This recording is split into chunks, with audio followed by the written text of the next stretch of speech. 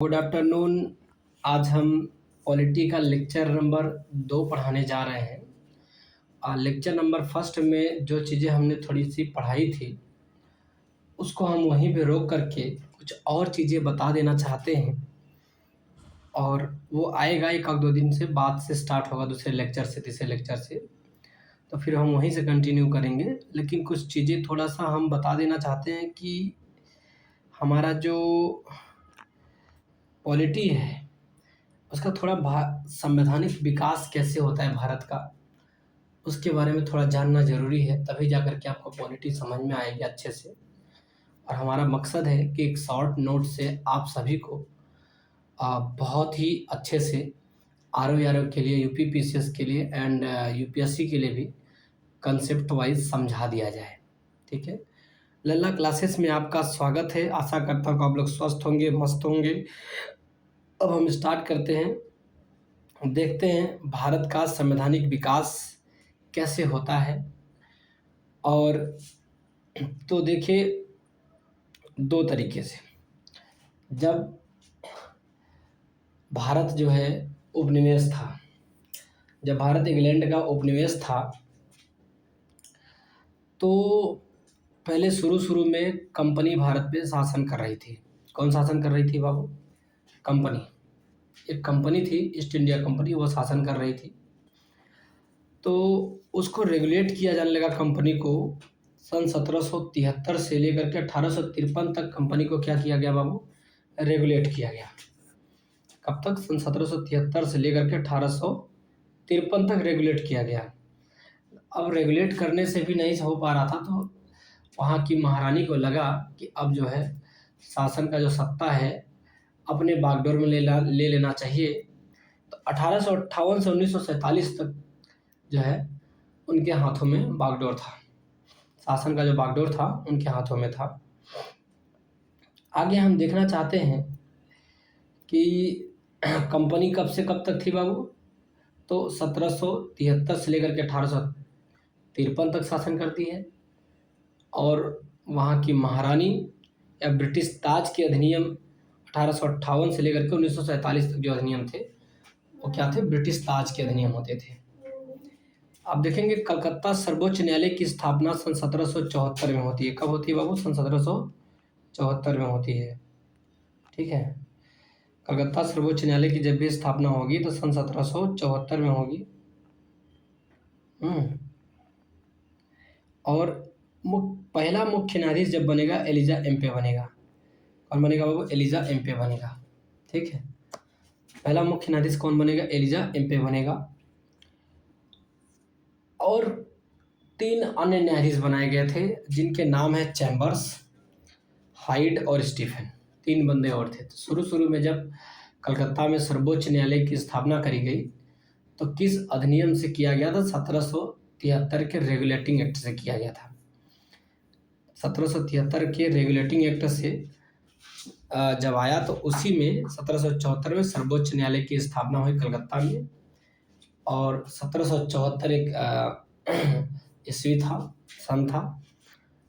और पहला मुख्य न्यायाधीश बनाया गया एलिजा एम्पे को, क्या मुख्य न्यायाधीश बन जा रही है। और 3 अन्य न्यायाधीश बनाया गया। अन्य न्यायाधीश में जो न्यायाधीश है, एक चैम्बर्स है, दूसरा बंदा हाइड है, तीसरा नंबर स्टीफन है। ठीक है, कौन है बाबू? चैम्बर्स है, हाइड है और स्टीफन है। दिख रहे हैं? आगे हम ये देखेंगे सूची 1, सूची 2 में हम क्या कर सकते हैं। सूची 1, सूची 2 में तो थोड़ा सा देखेंगे सूची 1, सूची 2 में क्या कर सकते हैं। तो देखो,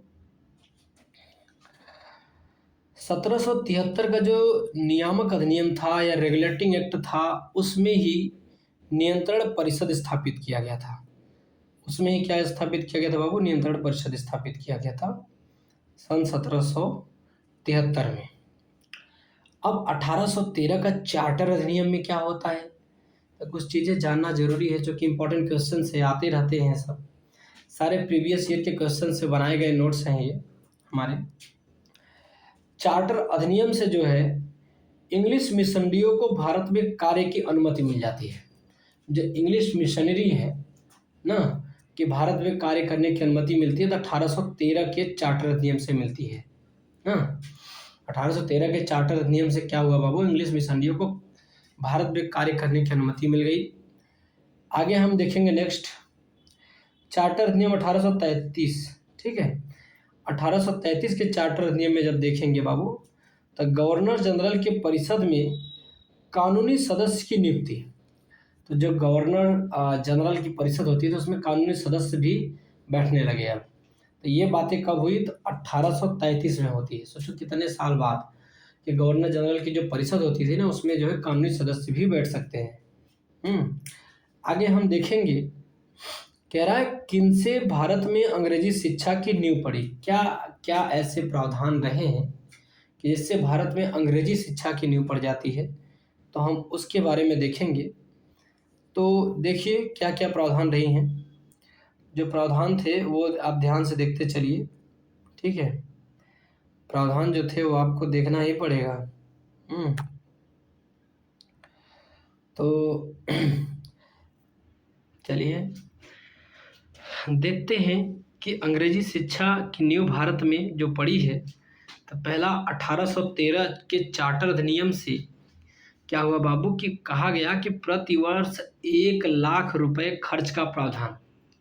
अब आप सोचो 1813 में एक चार्टर अधिनियम जब 1813 आता है, उसमें कहा गया कि 1,00,000 जो है प्रतिवर्ष शिक्षा पे खर्च किया जाएगा। 1813 के चार्टर अधिनियम में आया, तो जाहिर सी बात है कि भाई जब पैसे खर्चा किया जाएगा शिक्षा के लिए, तो पैसे जब खर्चा किया जाएगा शिक्षा के लिए तो होगा तो ही शिक्षा का विकास तो होगा ही। आगे हम देखेंगे दूसरा क्या है, प्राच्यविद एवं आंग्लविद विवाद। कहने का मतलब है कि जो पश्चिमी विद्वान थे और अंग्रेज जो थे, मतलब कि इसमें भी विवाद था, इसकी वजह से भी शिक्षा का विकास होने लगा। तीसरा general committee of public instruction 1823, general committee of public instruction जो है बाबू 1823 का, general committee of public instruction 1823 से भी अंग्रेजी शिक्षा का विकास हुआ। और सबसे जो महत्वपूर्ण नीचे दिया गया है कि बेंटिक के द्वारा मार्च 1835 को, कब बाबू 1835 को लॉर्ड मैकाले के प्रस्ताव स्वीकृत करके अंग्रेजी उच्च शिक्षा का माध्यम बनाया गया। कहा कि अंग्रेजी जो है उच्च शिक्षा का क्या रहेगा बाबू, माध्यम रहेगा, ठीक है। आगे हम देखते हैं कि और हम क्या क्या पढ़ना है। अब अंग्रेजी शिक्षा के बारे में 4 बातें आपने जाना कि 1813 के चार्टर अधिनियम में 1,00,000 रुपये देने की बात कही गई, प्राच्यविद और आंग्लविद विवाद की बात हो गई, और तीसरी बातें हुई general committee of public instruction 1823 में अंग्रेजी शिक्षा के विकास की बात करी गई। और बेंटिक द्वारा मार्च 1835 में, महीना था कौन सा बाबू, मार्च, और सन 1835 को लॉर्ड मैकाले के प्रस्ताव स्वीकृत करके अंग्रेजी उच्च शिक्षा का माध्यम बनाया गया। अब हम देखेंगे चार्टर एक्ट 1813 द्वारा कंपनी के अधिकार में लिए गए भारतीय राज्य क्षेत्रों पर, कंपनी के अधिकार में लिए गए भारतीय राज्य क्षेत्रों पर ब्रिटिश राज्य की संप्रभुता स्थापित की। कहने का मतलब है कि 1813 का जब चार्टर अधिनियम आता है तो उसमें कहा जाता है कि जो भारतीय राज्य क्षेत्र कंपनी के अधिकार में थे, उस पे प्रभुसत्ता किसकी होगी, तो ब्रिटिश राज की संप्रभुता स्थापित की जाएगी। किसकी संप्रभुता स्थापित की जाएगी, ब्रिटिश राज की। सोचो कंपनी भी जो है भारतीय राज्य क्षेत्रों को क्या करती थी, जीत लेती थी, और भारतीय राज्य क्षेत्रों को जीत लेती थी तो बहुत सताती थी। तो हुआ क्या कि 1813 का जब चार्टर अधिनियम आया तो उसमें कहा गया भैया जो कंपनी थी, भैया इस पे तुम्हारा जो है सत्ता नहीं रहेगी, संप्रभुता नहीं रहेगी, अब ब्रिटिश राज की संप्रभुता रहेगी। किसकी संप्रभुता रहेगी बाबू, तो ब्रिटिश राज की संप्रभुता रहेगी। आगे देखिए कहा गया है 1858 के अधिनियम द्वारा भारत का राजस्व ब्रिटिश संसद के सीधे नियंत्रण में लाया गया था।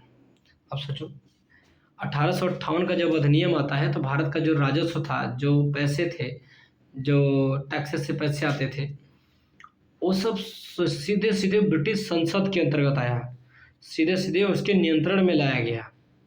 अब आप सोचो 1858 के, और भारत, पैसे भारत में हैं, जो टैक्सेस आ रहे हैं भारत में आ रहे हैं, लेकिन किसके नियंत्रण में आ रहे हैं?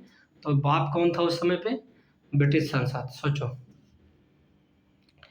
आगे हम देखेंगे चार्टर एक्ट 1833 द्वारा भारतीयों को जन्म, जन्म स्थान, धर्म, वंश, वर्ण किसी भी कारण से कंपनी के अधिनियम, पद अथवा सेवा के अयोग्य नहीं माना जा सकेगा। 1833 में एक अधिनियम आता है, एक्ट आता है, और उस एक्ट में क्या कहा जाता है? कहा जाता है कि भारतीयों को धर्म के नाम पे, जन्म स्थान के नाम पे, वंश के नाम पे, वर्ण के नाम पे किसी भी कारण से कंपनी के अधिनियम, पद, कंपनी के अधीन पद अथवा सेवा के अयोग्य नहीं माना जा सकेगा। मतलब जो भी बंदा कंपनी के अधीन काम कर रहा है, पद या सेवा के लिए अयोग्य नहीं माना जाएगा। धर्म के स्थान पे, जन्म स्थान के स्थान पे, वंश के आधार पे, इस सब के आधार पे, मतलब कि डिस्क्रिमिनेशन ना करने की बातें कही गई है, कि डिस्क्रिमिनेट नहीं कहा जाएगा 1833 में। ठीक है। अब हम देखेंगे थोड़ा सा भारत परिषद अधिनियम 1861। ठीक है, किसके बारे में देखेंगे बाबू? तो भारत परिषद अधिनियम 1861। ये भारत परिषद अधिनियम 1861 के बारे में देखेंगे तो इसमें क्या क्या बातें कही गई है। पहली बातें कही गई है कि विधायी कार्य के लिए अतिरिक्त सदस्यों की संख्या न्यूनतम 6, अधिकतम 12 कर दी गई। कहा कि जो विधायी कार्य करने के लिए जो अतिरिक्त सदस्य होंगे ना, कम से कम कितने होंगे? 6 होंगे, और अधिक से अधिक कितना हो गया बाबू? 12 होंगे। किसमें कहा गया? 1861 के अधिनियम में। याद रखना, भारत परिषद अधिनियम 1861 के अधिनियम में कहा गया कि विधायी कार्य के लिए जो अतिरिक्त सदस्यों की संख्या की कम से कम न्यूनतम 6 होंगे बाबू, और अधिक से अधिक कितने होंगे? 12 होंगे। दूसरी बातें क्या कही गई भारत परिषद अधिनियम में? दूसरी बातें कही गई है, केंद्रीय एवं प्रांतीय विषयों के बीच कोई भेदभाव नहीं किया गया था। ठीक है, भारत परिषद अधिनियम जब 1861 आया तो कहा गया कि जो केंद्रीय विषय है और प्रांतीय विषय है, ठीक है, केंद्रीय एवं प्रांतीय विषयों के बीच में कोई भेदभाव नहीं किया गया था। याद रखो, कोई भेदभाव क्या हुआ था बाबू? नहीं किया गया था। अब आप याद रखिए कि भारत परिषद अधिनियम में 1861 में 2 बातें कही गई। पहली बातें कही गई कि जो विधायी कार्य के लिए कम से कम कितने 6 और अधिक से अधिक 12 सदस्य होने थे। और दूसरी बातें क्या कही गई? केंद्रीय एवं प्रांतीय विषयों के बीच कोई भेदभाव नहीं किया गया था। केंद्रीय विषय क्या है, प्रांतीय विषय क्या है, उसके बीच में कोई भेदभाव नहीं किया गया था। वो था भारत परिषद अधिनियम 1861 में। अब हम देखेंगे भारत परिषद अधिनियम 1892 में। ठीक है, 61 के बाद में अधिनियम चलते हैं 1892 का आता है। 1892 के अधिनियम में क्या क्या बातें कही गई उसके बारे में हम देखेंगे। 5-6 बातें कही गई हैं। तो कहा गया है कि 1892 के अधिनियम में कि 20 जून 1892 को ही शाही स्वीकृति एवं 3 फरवरी 1893 को लागू किया गया। तो जो शाही स्वीकृति मिला बाबू, कब मिला था? 20 जून 1892 को। कब मिला था बाबू? 20 जून 1892 को।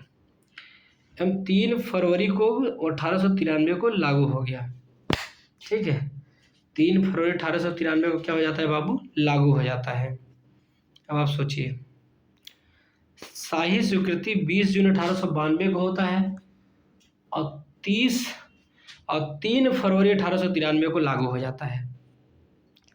दूसरी बातें क्या कही गई कि अतिरिक्त सदस्य संख्या बढ़ाकर के न्यूनतम 10, अधिकतम 16 हो गई। आप सोचो, आज भी हमारे संविधान में जैसे बदलाव होते रहते हैं, उस समय भी अधिनियम में बदलाव होते थे। उसमें अतिरिक्त सदस्य 6 कम से कम थे। किसमें? 1861 के अधिनियम में कम से कम 6 थे, अधिक से अधिक 12 थे। लेकिन अब 1892 के अधिनियम, भारत परिषद अधिनियम में आता है कि कम से कम कितने सदस्य होंगे बाबू? तो 10 होंगे, कम से कम 10 सदस्य होंगे, और अधिक से अधिक कितने होंगे? 16।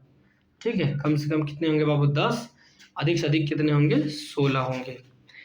आगे आता है, तीसरी बातें कही जाती है 1892 के अधिनियम में कि वार्षिक बजट पर बहस करने को, तो मतलब कि वार्षिक बजट पर बहस करने की बात आ गई तो 1892 में ही आई थी कि अब आप जो है वार्षिक बजट पर बहस भी कर सकते हैं।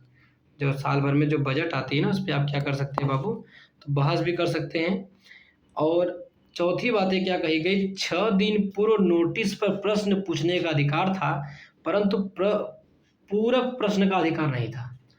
1892 अधिनियम जो था उसमें कहा गया कि 6 दिन के पहले यदि आपने नोटिस दिया है तो आप क्या करते थे? आप प्रश्न पूछ सकते थे। ठीक है, 6 दिन के पूर्व नोटिस पर प्रश्न पूछ सकते थे आप, लेकिन उससे पूरक प्रश्न नहीं पूछ सकते थे। परंतु पूरक प्रश्न पूछने का अधिकार नहीं था बाबू, ये ध्यान देना। 1892 के अधिनियम तक वैसा नियम नहीं आया कि आप पूरक प्रश्न पूछ ही नहीं सकते थे उनसे।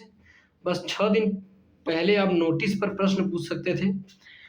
उसके बाद पांचवी बातें क्या कही गई? पांचवी बातें कही गई, बजट पर बहस करने की शक्ति परंतु मतदान का अधिकार नहीं। आप बजट पर बहस तो कर सकते थे 1892 में। 1892 में आप बजट पर बहस करने की शक्ति थी कि आप बजट पर बहस कर सकते थे, परंतु मतदान का अधिकार नहीं था, आप वोट नहीं दे सकते थे। तो पूछा जाए कि किस अधिनियम में आप बजट पे बहस तो कर सकते थे लेकिन मतदान नहीं कर सकते थे? तो 1892 के अधिनियम में आप मतदान नहीं कर सकते थे। छठवीं बातें क्या कह रहा है? भारत में संघीय न्यायालय की स्थापना 1 अक्टूबर 1937 को भारत सरकार अधिनियम 1935 के अंतर्गत हुआ। तो भारत में एक संघीय न्यायालय की स्थापना होती है बाबू। कब बाबू होती है? ये 1 अक्टूबर 1937 को होती है। 1 अक्टूबर 1937 को होती है। और कौन से अधिनियम से होती है? तो 1935 के अधिनियम से होती है। ये तो जाहिर सी बात है कि 1935 के अधिनियम से ही भारत में संघीय न्यायालय की स्थापना होती है। और जब संघ में न्यायालय बनाया जाएगा तो 1937 में। कब बनाया जाएगा वो? 1937 के अंतर्गत बनाया जाता है। ठीक है, अब आगे हम बातें देखेंगे, थोड़ा सा आगे बातें देखेंगे। प्रथम मुख्य न्यायाधीश सर मॉरिस ग्वेयर थे। तो जब भारत में बाबू संघीय न्यायालय बनाया जाता है, क्या बनाया जाता है बाबू? भारत में संघीय न्यायालय बनाया जाएगा 1935 के अधिनियम से 1937 में बनाया जाता है। 2 साल बाद जब भारत में संघीय न्यायालय बनाया जाएगा तो पहला मुख्य न्यायाधीश कोई पूछे तो सर मॉरिस ग्वेयर। हाँ, कौन बंदा था? सर मॉरिस ग्वेयर नाम का एक बंदा था जिसको मुख्य न्यायाधीश बनाया गया। आगे बात चलते हैं, देखते हैं क्या है। भारत सरकार अधिनियम 1935 के द्वारा केंद्र में द्वैध शासन स्थापित। तब केंद्र में जब द्वैध शासन जो बना, ये देखो अब केंद्र में द्वैध शासन बनता है 1935 के अधिनियम से बनता है। जबकि प्रांतों में द्वैध शासन समाप्त होता है। तो प्रांतों में द्वैध शासन कब समाप्त होता है बाबू? तो ये 1935 के अधिनियम से प्रांतों में द्वैध शासन समाप्त हो रहा है। ठीक है, प्रांत में द्वैध शासन कब समाप्त हो रहा है? तो 1935। कब समाप्त हो रहा है? 1935 में प्रांत में द्वैध शासन समाप्त होगा तो केंद्र में द्वैध शासन लगेगा। ठीक है, लेकिन जब प्रांत में द्वैध शासन जब पहली बार लागू हुआ था तो 1919 के अधिनियम से लागू हुआ था। ये देखो, ये बातें हैं ना, लिखी गई है। ठीक है, इसमें आपको बहुत कन्फ्यूजन एग्जामिनर कराता है, तो आपको बस याद रखना कि पहले छोटा प्रांत होता है तो 1919 में ही प्रांत में द्वैध शासन लगा दिया गया था। ठीक है, अब क्या होता है कि जब प्रांत में द्वैध शासन को समाप्त करके हमको क्या करना था और केंद्र में द्वैध शासन लाना था, तो 1935 के अधिनियम में जब जाते हैं तो केंद्र में द्वैध शासन लाते हैं, प्रांत में समाप्त कर देते हैं। ठीक है, तो याद होना चाहिए कि जब प्रांत में पहली बार द्वैध शासन लगाया जाता है तो कब लगाया जाता है बाबू? 1919 के अधिनियम में लगाया जाता है। अब केंद्र में कब लगाया जाता है पहली बार? तो 1935 के अधिनियम में लगाया जाता है। और 1935 के अधिनियम में प्रांत में जो द्वैध शासन लगाया जाता था उसको क्या किया गया बाबू, हटा दिया गया। ठीक है, आगे अब हम देखेंगे भारत शासन अधिनियम 1919। ठीक है, भारत शासन अधिनियम 1919 के बारे में हम देखेंगे। तो इसमें 1919 में जो कह रहा था, पृथक सांप्रदायिक निर्वाचन व्यवस्था को सिखों, यूरोपियों, भारतीय ईसाइयों, एंग्लो इंडियनों के लिए विस्तारित कर दिया गया। तो वही पृथक जो सांप्रदायिक निर्वाचन व्यवस्था था, सिख को लेकर के, यूरोपियों को लेकर के, भारतीय ईसाइयों को लेकर के, एंग्लो इंडियनों को लेकर के विस्तारित किया गया उसको। तो पृथक सांप्रदायिक निर्वाचन को विस्तारित किया गया था 1919 के अधिनियम में। ठीक है, आगे हम देखेंगे दूसरी बातें क्या थी, केंद्र और प्रांतों के मध्य भी शक्तियों का बंटवारा संघीय एवं प्रांतीय विषयों में किया गया था। तो वही बात है जो मैंने बताया कि 1919 के अधिनियम में केंद्र और प्रांतों के मध्य भी शक्ति का बंटवारा हो गया। ठीक है, केंद्र और प्रांतों के मध्य में शक्ति का जो बंटवारा होता है तो 1919 के अधिनियम में ही होता है, और संघीय एवं प्रांतीय विषयों में किया गया। दो विषय थे, एक संघीय विषय था, एक प्रांतीय विषय था। अब आपने जब आगे सुना कि द्वैध शासन का अर्थ क्या है, अब हम थोड़ा सा जानेंगे कि द्वैध शासन आखिर होता क्या है। भैया आपने द्वैध शासन के बारे में सुना, तो जहाँ पे दो शासन हो, एक आरक्षित विषय थे, एक हस्तांतरित विषय थे। आरक्षित विषय का मतलब होता है बाबू कि अपने पास रिजर्व करके रख लेना, और हस्तांतरित विषय का मतलब होता है जो ट्रांसफर कर देना। तो देखना ध्यान से, आरक्षित विषय गवर्नर के अधीन होता था, जो मेन गवर्नर होता था अंग्रेज होता था, तो गवर्नर के अधीन जो है आरक्षित विषय रख लिए थे। जो प्रमुख प्रमुख विषय थे गवर्नर स्वयं रखता था। अब प्रमुख प्रमुख विषय में देखो कौन कौन से, न्याय का प्रशासन। ठीक है, अब जैसे पुलिस विभाग था, न्याय प्रशासन थी, तो गवर्नर अपने अंडर में रखता था कि भाई यदि तुम लोग विद्रोह करोगे भारतीयों तो हम क्या करेंगे, हम उसको संभाल लेंगे, पुलिस हमारे पास रहेगी। तो दूसरा भू राजस्व, आप देखो करेगा ही भाई, जब उसने न्याय व्यवस्था अपने पास रख ली। और दूसरी व्यवस्था भू राजस्व, जो टैक्स आते थे, बाबू, वो टैक्स भी ये अपने पास आरक्षित करके रख लिया था। वित्त, पुलिस, सारे चीज़ें इसके पास थे, गवर्नर के पास थे। सिंचाई, अब खेत में सिंचाई का नाम सोचो, सिंचाई भी गवर्नर रखता था अपने पास। सिंचाई विभाग का जो विषय था वो गवर्नर अपने पास रखता था। और उसके बाद में हम देखेंगे कि मंत्रियों के अधीन होता था, जो हस्तांतरित विषय थे और मंत्रियों के अधीन होता था। तो मंत्री, भारत के जो लोग थे उसको सिर्फ मंत्री ही बनाया जाता था, उससे ऊपर नहीं बनाया जाता था। तो देखिए क्या, मंत्रियों के अधीन स्थानीय स्वशासन। अब मंत्री लोग क्या करें भाई, मंत्री के पास तो कुछ बचा ही नहीं, अब मंत्री लोग क्या करें, स्थानीय स्वशासन। अब बढ़िया उनको क्या कहा गया कि भाई स्थानीय स्वशासन देखिए, जिस जगह पे आप रह रहे हो वहाँ का स्वशासन मतलब कि शासन अच्छा करिए, शिक्षा का विकास करिए, कृषि का विकास करिए, स्वास्थ्य का विकास करिए। सारा जो है जिसमें पैसे लगते वो काम दे दिया, मंत्रियों को दे दिया है। और जिससे पैसे आने की बात है, जो कमाने की बात थी, वो सब विषय कौन रख लिया बाबू, गवर्नर रख लिया। यही क्या था, द्वैध शासन। यही क्या था बाबू, द्वैध शासन था। पहले 1919 में प्रांत में द्वैध शासन लगते हैं, लेकिन केंद्र में जो है द्वैध शासन लगते हैं तो 1935 के अधिनियम में लगते हैं। और 1935 के अधिनियम में प्रांत के द्वैध शासन को क्या कर दिया जाता है बाबू, समाप्त कर दिया जाता है। इतनी बातें आपको ध्यान में रखनी चाहिए, जो हमको लगता है कि पर्याप्त है। क्वेश्चंस आपसे यही पूछेंगे, कौन से आरक्षित विषय थे, कौन से हस्तांतरित विषय थे। तब आप याद रखना, जितने जितने इम्पोर्टेंट थे उतना जो है गवर्नर के हाथ में शक्तियाँ थी, विषय थे। और जितने कम इम्पोर्टेंट थे, जिसमें समाज का विकास करना था, शिक्षा का, स्वास्थ्य का, स्थानीय स्वशासन का, कृषि का, तो इसमें जो है मंत्रियों के अधीन कर दिया गया था। अब आगे हम आते हैं यहाँ पे, भारत सरकार अधिनियम 1919 द्वारा केंद्र में द्विसदनीय विधायिका बनी। ठीक है, अब द्विसदनीय विधायिका, अब जैसे आजकल हम संसद में लोकसभा राज्यसभा देखते हैं, तो वैसे ही भारत शासन अधिनियम जो 1919 में ही केंद्र में द्विसदनीय विधायिका बनती है। तो कोई पूछे किस अधिनियम द्वारा केंद्र में द्विसदनीय विधायिका बनती है? तो 1919 के अधिनियम में ही द्विसदनीय विधायिका बन गई थी। ठीक है, तो देखेंगे हम राज्य परिषद और केंद्रीय विधानसभा दो भागों में बांटा गया था। एक राज्य परिषद था, दूसरा केंद्रीय विधानसभा। तो अब आप देखिए, राज्य परिषद को हम ऊपरी सदन बोलते हैं और केंद्रीय विधानसभा को हम क्या बोलते हैं बाबू? निचला सदन बोलते हैं। क्या बोलते हैं बाबू? निचला सदन बोलते हैं।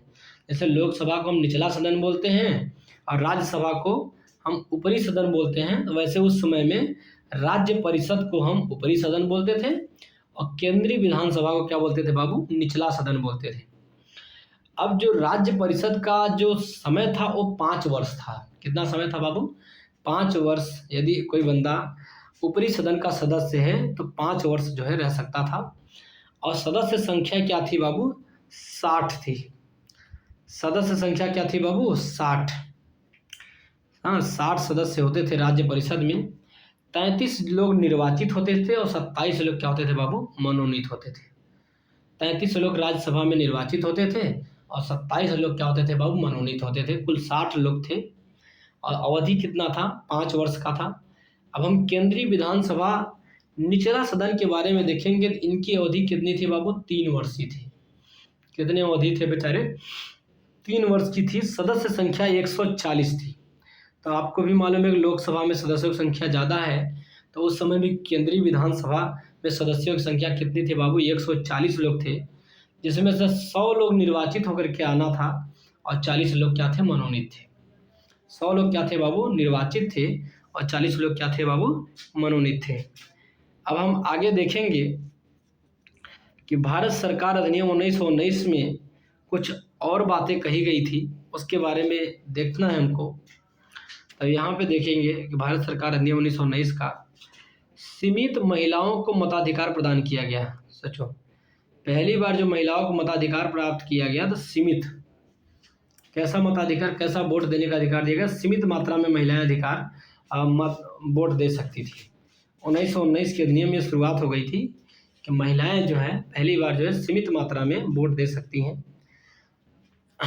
आगे क्या बातें कही गई कि 1935 एक्ट द्वारा विधानमंडल में महिलाओं, दलितों, श्रमिकों के लिए स्थान आरक्षित किए गए। अब देखो, 1919 के अधिनियम में कहा गया कि सीमित मात्रा में महिलाएं क्या करेंगी? मताधिकार दे सकती है, वोट दे सकती हैं। लेकिन जब 1935 तक पहुंचते पहुंचते क्या बातें कही गई? कही गई कि विधानमंडल में महिलाओं के लिए, दलितों के लिए और श्रमिकों के लिए, कौन कौन बनता है? एक महिला के लिए ले लो बाबू, दलितों के लिए ले लो बाबू और श्रमिकों के लिए स्थान आरक्षित कर दिए। स्थान क्या कर दिए बाबू? आरक्षित कर दिए, मतलब रिजर्व कर दिए। ठीक है, तो आज भी वो चीज़ें तो अभी भी महिलाओं के लिए भी स्थान आरक्षित है। आगे हम देखेंगे क्या बातें कही गई इसमें। केंद्रीय विधानसभा का निर्वाचन भारत शासन अधिनियम 1919 के तहत कब कब हुआ? केंद्रीय विधानसभा, तो केंद्रीय विधानसभा का निर्वाचन होता था भारत शासन अधिनियम 1919 के तहत कब कब हुआ? एक तो 1926 में हुआ था और एक हुआ था 1945 में। 1919 के तहत जो केंद्रीय विधानसभा का निर्वाचन हुआ ना, ठीक है, केंद्रीय विधानसभा का निर्वाचन मतलब जो चुनाव हुआ, ऐसे समझ लीजिए। तो भारत शासन अधिनियम 1919 के तहत जब हुआ, एक बार 1926 में हो जाता है और दूसरी बार कब हो जाता है बाबू? 1945 में हो जाता है। इतनी बातें याद रखिए। तीसरी बातें, आगे चलते हैं हम बातें। ब्रिटिश भारत में गवर्नर जनरल को अध्यादेश जारी करने की शक्ति 1861 के भारत परिषद अधिनियम से प्राप्त हुई। अब देखो, अध्यादेश क्या है? अध्यादेश जारी करने की शक्ति किसको थी उस समय ब्रिटिश भारत में? गवर्नर जनरल को थी। ठीक है, अब इसको पावर कहाँ से मिल रहा था कि तुम अध्यादेश जारी कर सकते हो? तो 1861 के भारत परिषद अधिनियम से उसको पावर मिल रहा था। कब बाबू? 1861 के भारत परिषद अधिनियम से ब्रिटिश गवर्नर जनरल को पावर मिल रहा था कि तुम अध्यादेश जारी कर सकते थे। मतलब कि जब ऊपरी सदन या निचली सदन ना खुल रहा हो, उस समय में गवर्नर स्वयं ही कानून बना सकता था। ठीक है, आगे हम देखेंगे जबकि राष्ट्रपति को अध्यादेश शक्ति आर्टिकल 123 द्वारा भारत सरकार अधिनियम 1935 से प्राप्त हुई है। तो ये भी बहुत इंपॉर्टेंट फैक्ट्स है कि पहले तो याद रखना कि राष्ट्रपति को अध्यादेश जारी करने की शक्ति मिलती है तो बाबू 1935 के अधिनियम से मिलती है। कब से मिलती है बाबू? 1935 के अधिनियम से मिलती है। और अनुच्छेद किस में रखा गया? तो 123 में रखा गया है।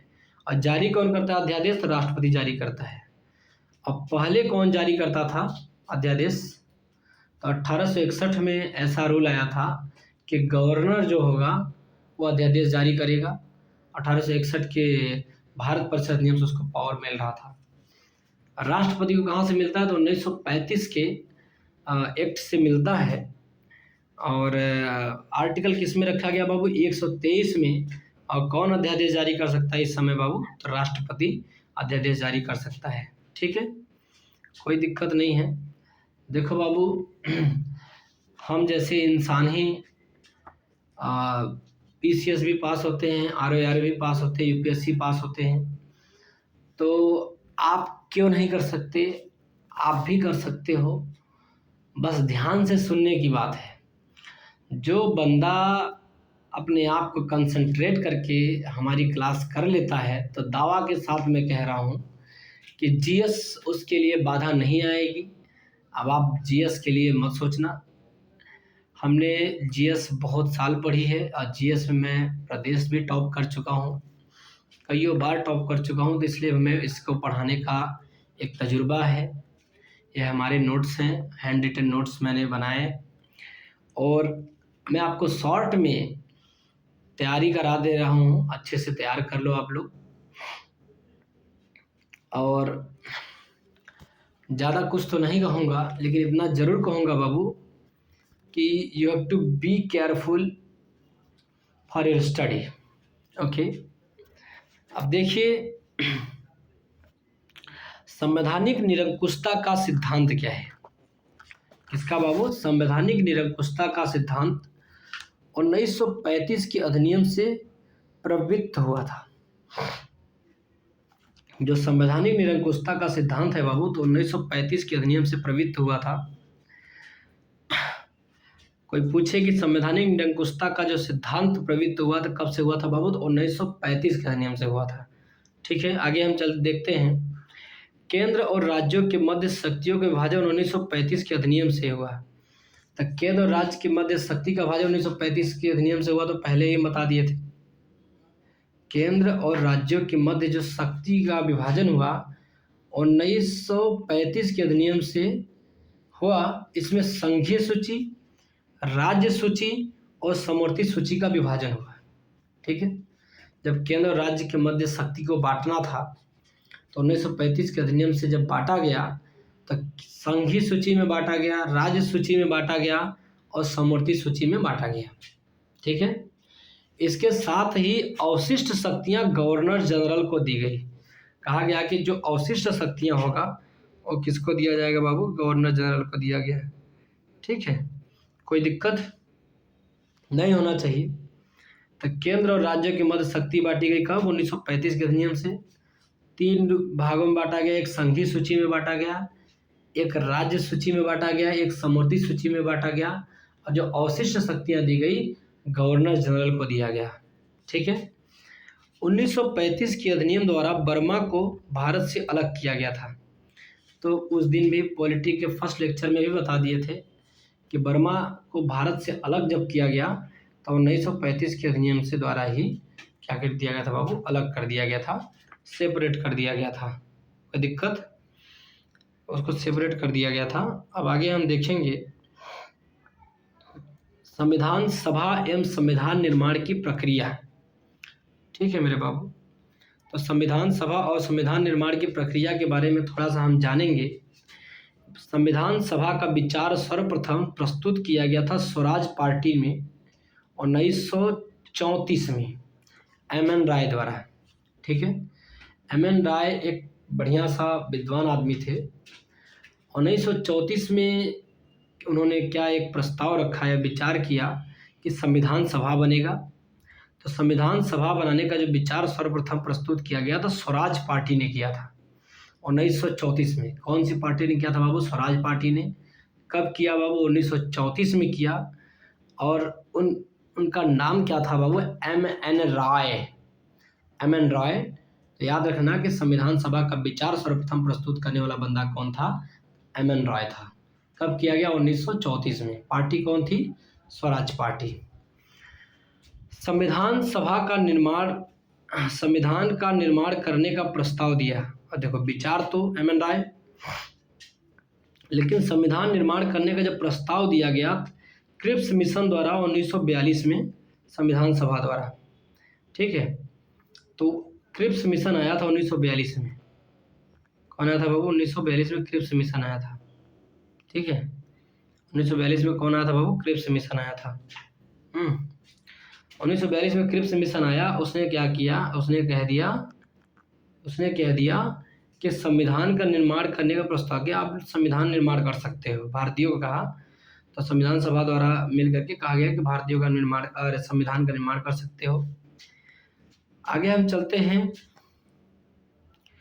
क्रिप्स मिशन के प्रस्ताव में शामिल बिंदु कौन कौन से हैं? तो क्रिप्स मिशन का जब प्रस्ताव आया तो कौन कौन से ऐसे बिंदु शामिल थे? क्रिप्स मिशन कह रहा था कि आप जो है अपना स्वयं संविधान बना सकते हैं। तो विश्व युद्ध समाप्ति के पश्चात संविधान सभा का गठन होगा। क्रिप्स मिशन साला चुट्टा आया, और चुट्टा क्या कह रहा है? चुट्टा कह रहा है कि विश्व युद्ध समाप्ति, जब ये विश्व युद्ध समाप्ति हो जाएगा, द्वितीय विश्व युद्ध, तब क्या करेंगे हम? संविधान सभा का गठन करेंगे। एक संविधान सभा का गठन किया जाएगा, हाँ, जब द्वितीय विश्व युद्ध समाप्त हो जाएगा तब। दूसरी बातें क्या कही गई? भारत को डोमिनियन दर्जा मिलेगा। भारत को कैसा दर्जा मिलेगा बाबू? डोमिनियन राज्य का दर्जा मिलेगा। कैसा राज्य का दर्जा मिलेगा बाबू? डोमिनियन राज्य का दर्जा मिलेगा। तीसरी बातें क्या कह रहा है? यदि कोई प्रांत नया संविधान नहीं स्वीकारता है तो उसे अपनी भावी स्थिति के बारे में ब्रिटिश सरकार के साथ संधि पर अलग हस्ताक्षर करें। अब देखो यहाँ पे क्या किया? खेल खेल गया, फिर फूट डाल रहा है। कह रहा है कि यदि कोई प्रांत नया संविधान नहीं स्वीकारता है, जो संविधान नया बनेगा, यदि कोई प्रांत नहीं स्वीकारेगा तो उसे अपने भावी स्थिति के बारे में ब्रिटिश सरकार के साथ क्या करना था बाबू? सीधे संधि पर क्या करना था? अलग हस्ताक्षर करना था। संधि पर अलग हस्ताक्षर करना था। और किसके साथ बाबू? तो ब्रिटिश। किसके साथ बाबू? ब्रिटिश के साथ, ब्रिटिश सरकार के साथ, है ना, ब्रिटिश सरकार। चौथी बातें क्या कहा गया? कि संविधान सभा में प्रांतीय विधानसभाओं द्वारा निर्वाचित सदस्य और रियासतों द्वारा नामित सदस्य शामिल होंगे। कहने का मतलब ये है, कह दिया कि संविधान सभा, क्या कह दिया बाबू? कि संविधान सभा में प्रांतीय विधानसभाओं द्वारा और निर्वाचित सदस्य और रियासतों द्वारा नामित सदस्य। ठीक है, संविधान सभा में जो प्रांतीय विधानसभा द्वारा निर्वाचित सदस्य थे, ठीक है, और रियासतों द्वारा जो नामित सदस्य शामिल थे। ठीक है, आगे हम देखेंगे पांचवी बातें क्या कही गई। पांचवी बातें जो कही गई बाबू, कैबिनेट मिशन मार्च 1946 के सदस्य। अच्छा, अब क्रिप्स मिशन समाप्त हो जाएगा। जैसे ही क्रिप्स मिशन समाप्त होता है तो कैबिनेट मिशन आता है 1946 में आता है बाबू। कैबिनेट मिशन कब आता है बाबू? 1946 में आता है कैबिनेट मिशन। पहला बंदा, अब कैबिनेट मिशन का सदस्यों के बारे में क्वेश्चन आते, कौन से ऐसे सदस्य थे जो कैबिनेट मिशन के सदस्य थे? तब बाबू याद रखना, स्टैफोर्ड क्रिप्स था, क्रिप्स भी आया था, पेंथिक लॉरेंस भी आया था, और एबी अलेक्जेंडर भी आया था। ठीक है, स्टैफोर्ड क्रिप्स, पेंथिक लॉरेंस और एबी अलेक्जेंडर। स्टैफोर्ड क्रिप्स भी आया था, पेंथिक लॉरेंस भी आया था, और एबी अलेक्जेंडर। 3 बंदे लेकर के कैबिनेट मिशन आते हैं। मार्च का महीना है, 1946 में लेकर के आ जाते हैं। तो क्वेश्चन आपसे 3 क्वेश्चन इसमें बन जाएगा कि कैबिनेट मिशन कब आया? तो 1946 में। किस महीने में आया? तो मार्च 1946 में आया। कितने सदस्य थे इसके कैबिनेट मिशन के? तो स्टैफोर्ड क्रिप्स थे, पैंथिक लॉरेंस थे, एवी अलेक्जेंडर थे। कोई दिक्कत बाबू? आगे देखेंगे। भारतीय संविधान सभा का गठन। भारतीय संविधान सभा का गठन कैबिनेट मिशन 1946 के अंतर्गत हुआ। ठीक है, तो भारत में जो संविधान सभा का गठन होता है कैबिनेट मिशन 1946 के अंतर्गत होता है। ठीक है, संविधान सभा गठन की बात तो 1942 में ही कहा दिया गया था। क्रिप्स मिशन में कहा गया था कि आप संविधान सभा गठन कर सकते हैं, लेकिन गठन जब होता है कब? 1946 में कैबिनेट मिशन में होता है। ठीक है, प्रथम अंतरिम राष्ट्रीय सरकार की घोषणा 24 अगस्त 1946 को होती है। ठीक है, पहली जो अंतरिम राष्ट्रीय सरकार की घोषणा होती है, पहली अंतरिम राष्ट्रीय सरकार की घोषणा जब होती है बाबू, तो 24 अगस्त का महीना है 1946 में होती है। ठीक है बाबू, आगे हम देखेंगे कि कैसे इसको टैकल करते हैं हम। 24 अगस्त 1946 को अंतरिम राष्ट्रीय सरकार की घोषणा हुई। ठीक है, एवं कार्यभार जो है 2 सितंबर 1946 को संभाला। अंतरिम राष्ट्रीय सरकार की स्थापना जब होती 24 अगस्त 1946 को होती है, और कार्यभार संभालने का काम क्या होगा तो अगस्त सितंबर में चलेंगे 2 सितंबर को, 6 दिन मान लो, 6 उधर 6-8 दिन बाद, एक हफ्ता बाद मान लो, 2 सितंबर 1946 को जो है अंतरिम राष्ट्रीय सरकार की घोषणा हो जाती है। और जिसके अध्यक्ष बनेंगे कौन थे? वायसराय थे, एवं उपाध्यक्ष या उपसभापति कौन था? पंडित जवाहरलाल नेहरू थे। उपाध्यक्ष ले लो या तो उपसभापति ले लो, कौन थे? पंडित जवाहरलाल नेहरू जी। कौन बनेंगे बाबू? पंडित जवाहरलाल नेहरू जी बनेंगे, लेकिन अध्यक्ष वायसराय बनेंगे। मतलब पावरफुल जो भी बनेगा, पावरफुल तो वायसराय ही बनते थे। अंतरिम राष्ट्रीय सरकार की घोषणा हुई थी। अंतरिम सरकार राष्ट्रीय सरकार में अध्यक्ष जो भी बनेगा बंदा वायसराय था, और उपाध्यक्ष और उपसभापति बनने का काम कौन करेगा? पंडित जवाहरलाल नेहरू जी बनते हैं। 2 सितंबर 1946 को गठित अंतरिम सरकार में, जब 2 सितंबर 1946 में अंतरिम सरकार गठित होती है तो उसमें क्या क्या, कौन कौन बंदे को क्या क्या पद मिलता है उसको देखना है। अंतरिम सरकार 2 सितंबर 1946 को गठित हो जाती है बाबू।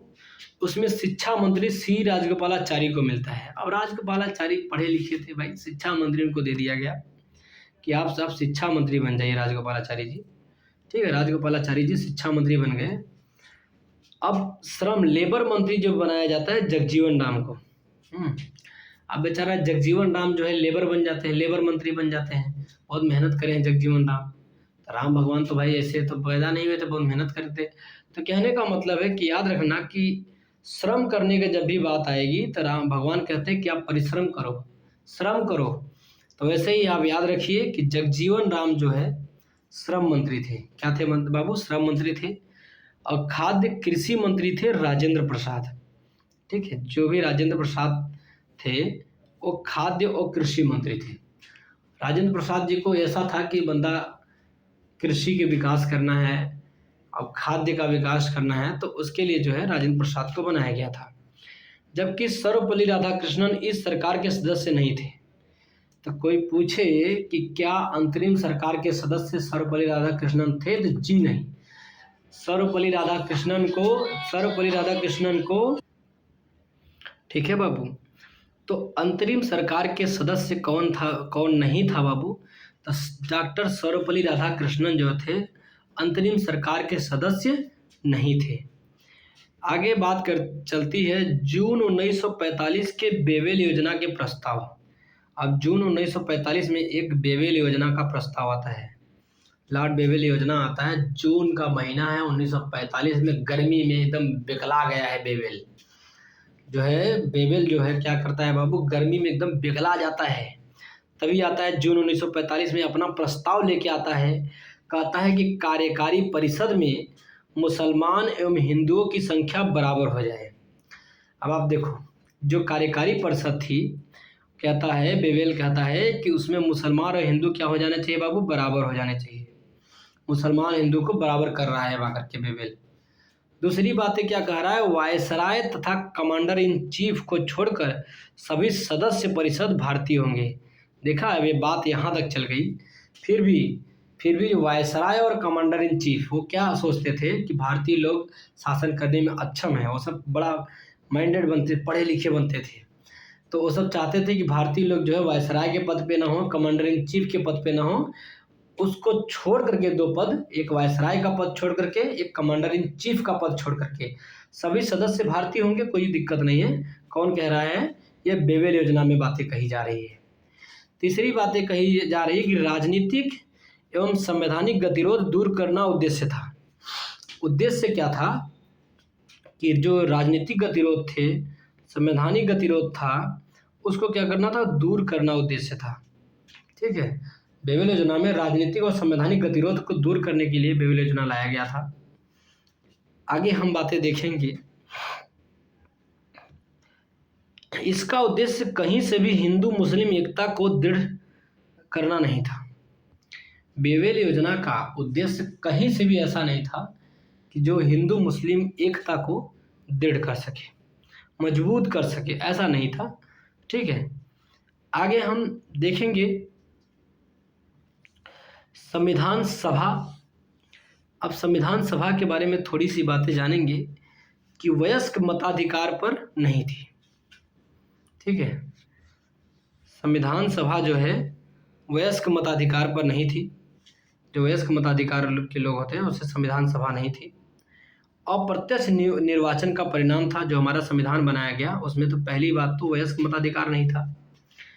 दूसरी बातें थी अप्रत्यक्ष निर्वाचन का परिणाम बहुदलीय निकाय थी। ठीक है, परिणाम जो था निर्वाचन जो था अप्रत्यक्ष था, डायरेक्ट नहीं था, इनडायरेक्ट था। और बहुदलीय निकाय थी, बहुदल थे। और उसके बाद अनेक समितियों द्वारा कार्य किया। जो संविधान सभा थी अनेक समिति मिलकर के कार्य किया था। और पांचवी बातें क्या कही जाती है, राज्यों की विधानमंडलों और विधानसभा।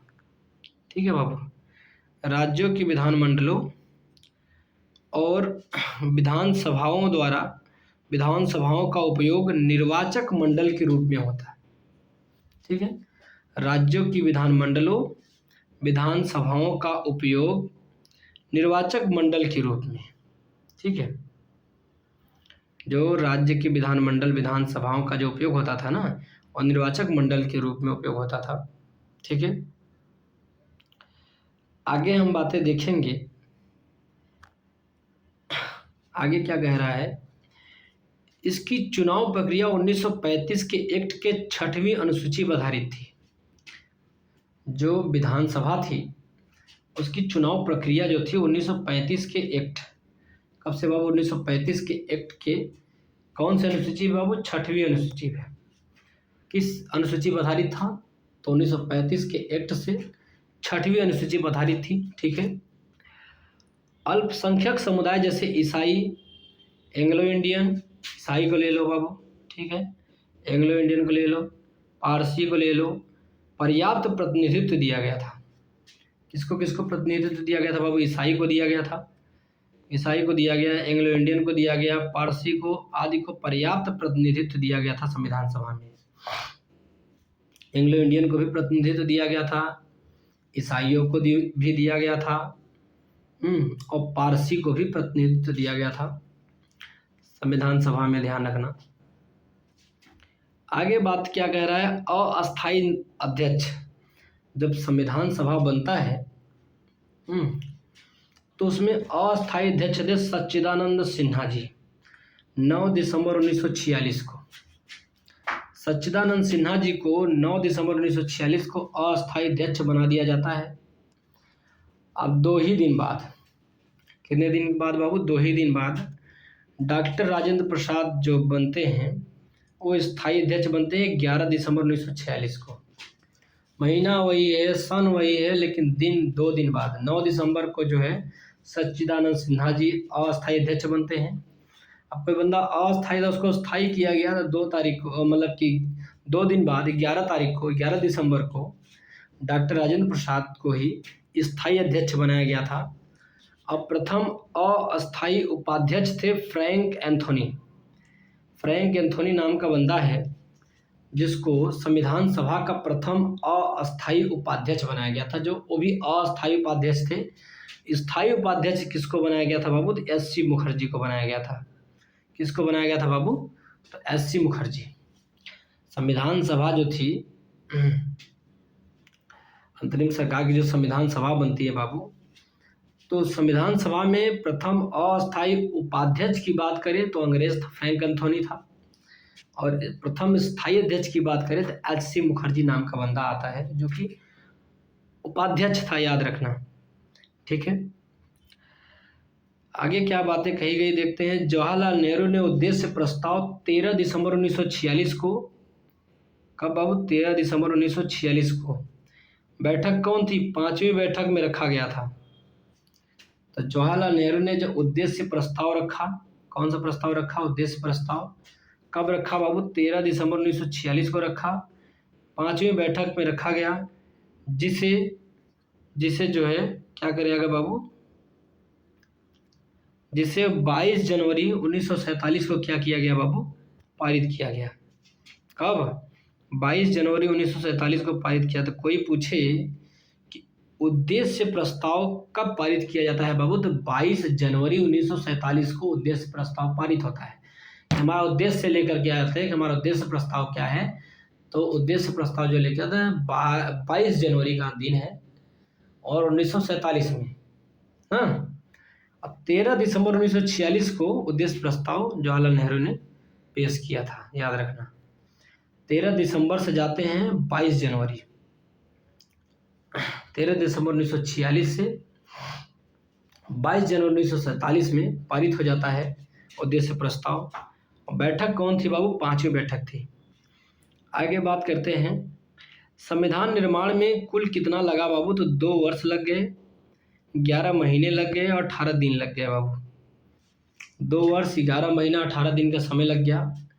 इसमें कुल 11 अधिवेशन हुए थे और 165 दिन हो गए थे। ठीक है, कुल कितने अधिवेशन हुए थे बाबू? तो 11 अधिवेशन हुए थे। कितने अधिवेशन हुए थे? 11। और पूरा दिन कितने लग गए थे बाबू? 165 दिन लग गए थे। संविधान निर्माण में 2 वर्ष 11 माह 18 दिन लग गए और 11 अधिवेशन कुल करना पड़ा। 165 दिन पूरा लगा था संविधान का निर्माण करने में। ठीक है, संविधान हमारा अंगीकृत होता है तो 26 नवंबर 1949 को अंगीकृत हो जाता है। नवंबर का महीना है। कौन सा महीना है बाबू? नवंबर का महीना है।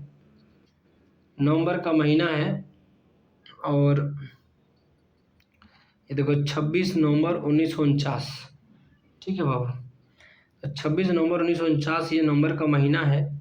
इसमें हमारा संविधान को अंगीकृत किया गया, अपनाया गया। अब 2 महीना रुका गया, नवंबर से दिसंबर, दिसंबर से जनवरी। 2 महीना बाद 26 जनवरी 1950 को संविधान को हमारे क्या कर दिया गया बाबू? लागू कर दिया गया। हमारा संविधान क्या हो गया बाबू? लागू हो गया। ठीक है, संविधान सभा की अंतिम बैठक जो होती है 24 जनवरी 1950 को होती है।